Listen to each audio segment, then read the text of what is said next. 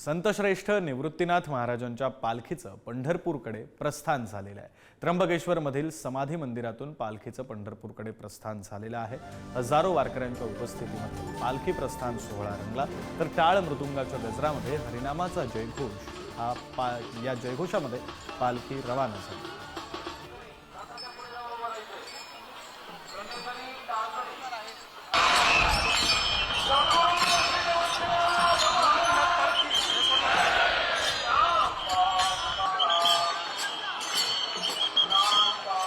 संतश्रेष्ठ निवृत्तीनाथ महाराजांच्या पालखीचं प्रस्थान हे पंढरपूरच्या दिशेने झालेलं आहे। आपण जर बघितलं तर या ठिकाणी पारंपरिक पद्धतीने या ठिकाणी जे तयारी आहे ती या देवस्थान ट्रस्टच्या माध्यमातून करण्यात आलेली होती। जवळपास 26 दिवसांचा हा प्रवास करून खरं तर वारकरी जे आहे ते विठुरायाच्या भेटीला पोहोचणार आहेत आणि या सगळ्या दरम्यान संतश्रेष्ठ निवृत्तीनाथ महाराजांच्या पालखीसोबत विठुरायाचं दर्शन घेण्याची जी वारकऱ्यांची जी ओढ आहे ती या ठिकाणी आपल्याला पाहायला मिळते।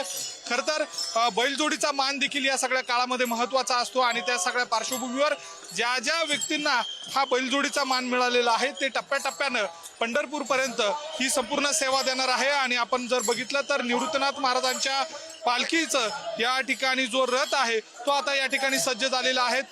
पंढरपूरच्या दिशेनं खरं तर ही पालखी आता रवाना होणार आहे। आपण बघतोय की पंढरपूरला विठुरायाच्या भेटीसाठी संतश्रेष्ठ निवृत्तीनाथ महाराजांच्या पालखीसोबत आता हजारो वारकरी जे आहे ते या ठिकाणी मार्गस्थ होताना आपल्याला दिसून येत आहे।